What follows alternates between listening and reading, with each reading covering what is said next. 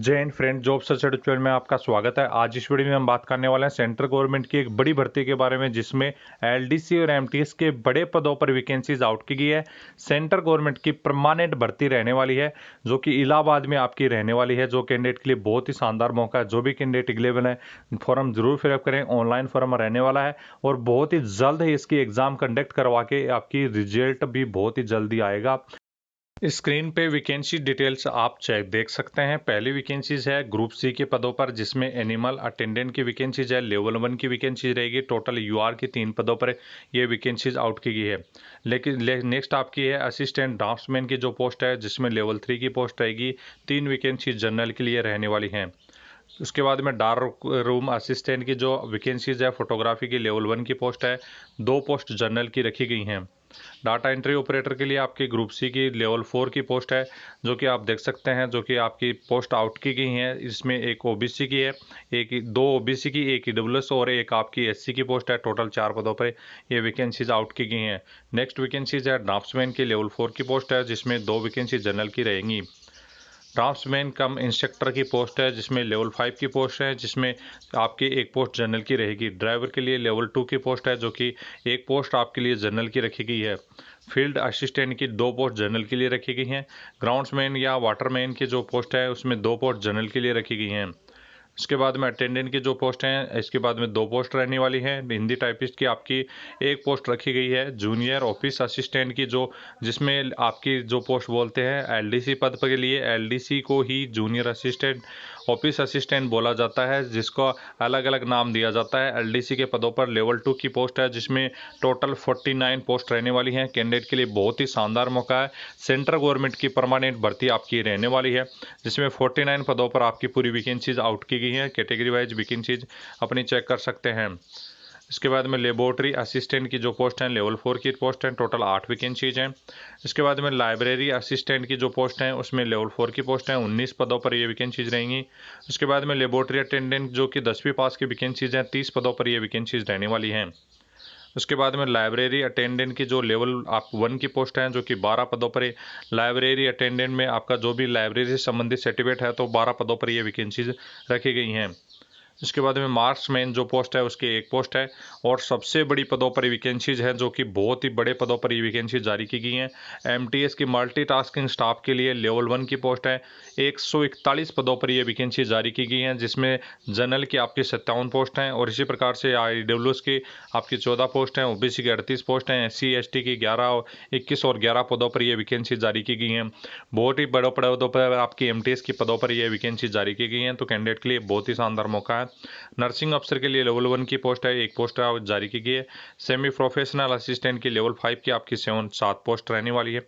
सर्वे draughtsman का जो level 5 की एक पोस्ट रहने वाली है। वर्क अटेंडेंट एजेंट है, उसकी एक पोस्ट आपकी लेवल 1 की रहने वाली है। अक्सर टैक्सी की आपकी एक पोस्ट रहने वाली है। उसके बाद में वायरमैन की आपकी 2 पोस्ट रहने वाली हैं, और मैकेनिक की आपकी 17 पोस्ट रहने वाली हैं, जो कि लेवल 2 की रहेंगी। अभी आपकी क्वालिफिकेशन चेक कर लेते हैं। क्वालिफिकेशन में क्या मांगा गया है आपको, इसमें भी दिया गया है। एमटीएस के कुछ पद आपके से जो भी आपके स्पेशलाइज्ड आपके रखे गए हैं, जिसमें आपके प्लम्बर के 6 पद हैं, इलेक्ट्रिशियन के 10 पद हैं, 6 पद आपके पंप ऑपरेटर के हैं, और कारपेंटर के 8 पद हैं। कुक के लिए आपके 4 पद हैं। किचन अटेंडेंट के लिए 2 पद हैं, और हेल्प डेस्क क्लर्क की आपकी 2 पोस्ट हैं। हाउस कीपर की 6 पोस्ट हैं। इस प्रकार से ये पोस्ट आपकी उसमें से ही जो एमटीएस के पद हैं, उसमें से अलग से रहने वाली हैं, जिसकी क्वालिफिकेशन की बात करें तो एनिमल अटेंडेंट की वैकेंसीज में, जिसमें 35 साल तक आप अप्लाई कर पाएंगे, जिसमें 12वीं पास आपका स्टैंडर्ड से होना चाहिए, जिसमें साइंस सब्जेक्ट होना चाहिए, और एटलीस्ट आपके 2 साल का एक्सपीरियंस आपके पास होना चाहिए संबंधित लेबोरेटरी से।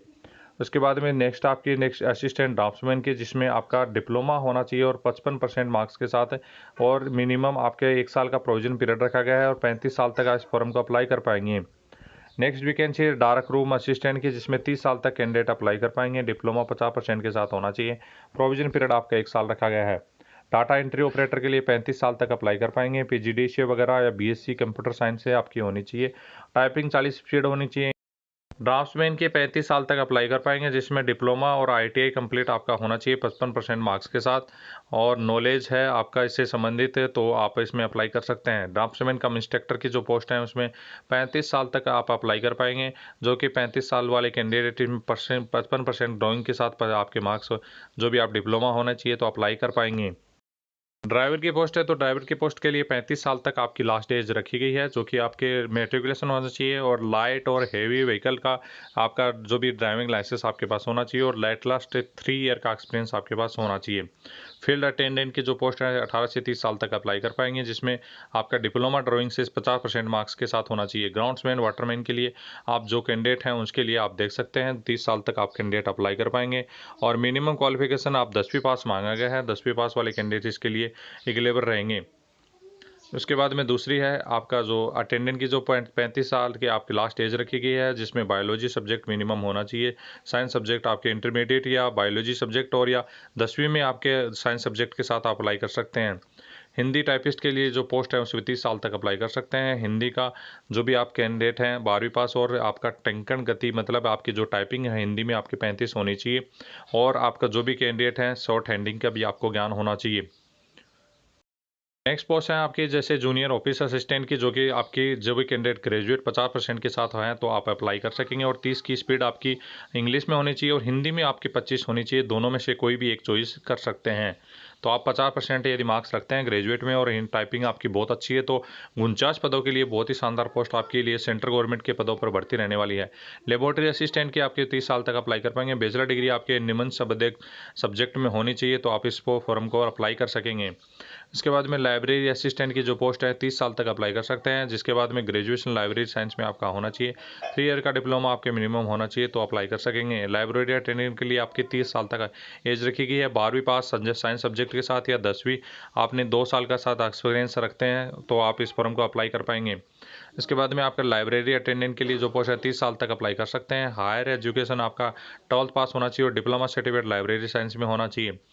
मार्क मैन जो है उसके लिए आपके 30 साल तक एज रखी गई है, जिसमें आपका मेट्रिकुलेशन होना चाहिए तो कैंडिडेट अप्लाई कर पाएंगे। मल्टीटास्किंग आपकी पोस्ट हैं जो कि 30 साल तक अप्लाई कर पाएंगे। मेट्रिकुलेशन वाली नॉर्मल जो पोस्ट है उसके लिए 30 साल जो भी मेट्रिकुलेशन 10वीं पास वाले कैंडिडेट अप्लाई करेंगे, और बाकी की जो जो आप स्पेशल जो पोस्ट हैं उसके लिए आपकी जो प्लम्बर की वैकेंसीज हैं उसमें आपका 10वीं और ITI या होना चाहिए और 5 साल का एक्सपीरियंस आपका मिनिमम होना चाहिए। एक्सपीरियंस है वो 200 करोड़ से ज़्यादा कंपनी का होना चाहिए। इलेक्ट्रीशियन की जो पोस्ट है उसके लिए आपका जो भी आपका 10वीं पास या ITI होना चाहिए और 5 साल का एक्सपीरियंस आपके पास होना चाहिए। पंप ऑपरेटर का जो भी 10वीं पास हो या ITI फिटर से इलेक्ट्रीशियन से होना चाहिए, 5 साल का एक्सपीरियंस आपके पास होना चाहिए। कारपेंटर की जो पोस्ट है उसमें आपकी जो पोस्ट है उसमें 35 साल तक लास्ट एज रखी गई है, जो भी 10वीं पास या ITI होना चाहिए और 5 साल का एक्सपीरियंस होना चाहिए, जो कि 200 करोड़ से ज़्यादा कंपनी का होना चाहिए। कुक वगैरह है जो उसमें 35 साल तक लास्ट एज रखी गई है, उसमें 10वीं पास या ITI आपका होना चाहिए, 10 साल का एक्सपीरियंस होना चाहिए, जो कि किसी भी प्राइवेट या किसी भी बड़े 3 स्टार होटल से होना चाहिए। तो ये बड़ी ज़्यादा ही ज़्यादती हुई है कैंडिडेट के साथ, बहुत ही ज़्यादा आपका एक्सपीरियंस इसमें कुछ ट्रेड्स में मांगा गया है। इतना एक्सपीरियंस कोई भी कैंडिडेट के पास नहीं मिलेगा, और वो भी 3 स्टार होटल और या 200 करोड़ से ज़्यादा का जिसमें टर्नओवर हो ऐसे कंपनी में। जिसके बाद में आपका किचन अटेंडेंट की पोस्ट है 35 साल तक एज आपकी रखी गई। 12वीं पास होना चाहिए या ITI होना चाहिए। 12th पास 2 साल का एक्सपीरियंस आपके पास होटल गेस्ट रूम से यूनिवर्सिटी से आपके पास होना चाहिए। उसके बाद में डाक क्लर्क की आपकी पोस्ट होनी चाहिए, जिसमें 35 साल आपका एज मार्का गया, जिसमें एक्सपीरियंस आपका किसी भी 3 स्टार होटल्स या जो भी आपके गवर्नमेंट रूल से संबंधित आपके कोई भी जो आपके रखते हैं किसी भी प्रकार के, जैसे कि आपका होटल जिसमें 1 करोड़ का टर्नओवर हो, उसमें आप जो एक्सपीरियंस रखते हैं तो अप्लाई कर सकेंगे। हाउस कीपर में आपका 35 साल आपकी रखी गई है, जो लास्ट एज और 10वीं पास और किसी भी 200 करोड़ से ज़्यादा वाली फर्म से आपका पास एक्सपीरियंस होना चाहिए। इसके बाद में नेक्स्ट पोस्ट है नर्सिंग अफसर के लिए, मेल कैंडिडेट के लिए जो 12th पास और आपका 3 ईयर का डिप्लोमा GNM वगैरह का होना चाहिए तो अप्लाई कर पाएंगे। सेमी प्रोफेशनल असिस्टेंट के लिए 35 साल और आपका BSc LLB आपका होना चाहिए 50% के साथ। सर्वे ड्राफ्ट्समैन के लिए आपका 35 साल और एज रखी गई है, डिप्लोमा होना चाहिए 50% के 55% के साथ। वर्क अटेंडेंट में 35 साल आपकी रखी गई है। ITI इलेक्ट्रिकल साइड से होना चाहिए 50% के साथ। उसके बाद में आपका वायरमैन की जो पोस्ट है उसमें 30 साल रखी गई है। इलेक्ट्रिक साइड से आपका ITI होना होना चाहिए। एक्सपीरियंस वगैरह कुछ भी नहीं मांगा गया। एक्सरे टेक्नीशियन में आपका एक्सरे टेक्नीशियन का डिप्लोमा 50% के साथ होना चाहिए। मैकेनिक की जो पोस्ट है उसके लिए 35 साल रखी गई है, जिसमें आपका 10वीं पास वाले कैंडिडेट अप्लाई कर पाएंगे। मैकेनिक के लिए 10वीं पास मांगा गया है, ओनली 10वीं पास या ITI पास। सिलेक्शन क्राइटेरिया की बात करें तो ग्रुप सी की पदों पर जो सिलेक्शन क्राइटेरिया है ग्रुप सी है, जो भी आपके MTS के पद हैं उनके लिए इस प्रकार से आपका रहेगा, जैसे कि आपका फिजिकल मेंटेनेंस वगैरह भी देखा जाएगा और साथ में इसके जो भी आपका रिटन टेस्ट भी रहेगा। तो यहाँ पे आप ग्रुप सी के जो पद हैं उन पे इस प्रकार से आपका जो स्किल टेस्ट भी रहने वाला है, आप यहाँ पे कंप्लीट देख सकते हैं। 15 कैंडिडेट को एक पोस्ट के लिए बुलाया जाएगा। स्किल टेस्ट पर जो भी कैंडिडेट हैं यहाँ पे आप कंप्लीट देख सकते हैं। 100 नंबर का आपका क्वेश्चन पेपर रहेगा और 30 नंबर का आपका प्रोफेंसी टेस्ट भी हिंदी इंग्लिश में आपका रहने वाला है। तो ये आपका स्किल है, उसके आधार पर सिलेक्शन इस प्रकार से आपका किया जाएगा। 100 नंबर के पेपर से कंप्लीट पहले रहेगा, उसके बाद में आपका जो भी प्रोफेंसी टेस्ट आपका 30 नंबर का रहेगा। स्किल टेस्ट वगैरह इंटरव्यू वगैरह जो भी होगा उस प्रकार से ही रखा जाएगा, जो कि आपका कंप्लीट जो भी स्किल टेस्ट के हिसाब से आपकी रहती हैं। वैकेंसीज इलाहाबाद यूनिवर्सिटी की तरफ से जारी की गई हैं। आपको पता नहीं हो तो जो भी कैंडिडेट हैं इस फॉर्म को फिलअप करने के लिए ऑनलाइन आपका एप्लीकेशन फॉर्म रहने वाला है। ग्रुप सी के पदों पर ये बड़ी भर्ती जो आपको, जैसे कि मैंने आपको पूरी पोस्ट आप दिखा चुका हूँ। लास्ट डेट आपकी जैसे ऑनलाइन एप्लीकेशन फॉर्म स्टार्ट हो चुके हैं 1/3 से, और आपका फ़ी जो भी आपकी लास्ट डेट जो 1/4 तक आप इस फॉर्म को फिलअप कर पाएंगे। एप्लीकेशन फ़ी बहुत ही ज़्यादा रखी गई है। UR EWS और जो BC कैंडिडेट है उनके लिए 1500 रुपये एप्लीकेशन फ़ी रखी गई है, और उसके हिसाब से आपका फैसिलिटाइज चार्ज भी आपका लिया जा रहा है, तो 1600 रुपये टोटल हो गए।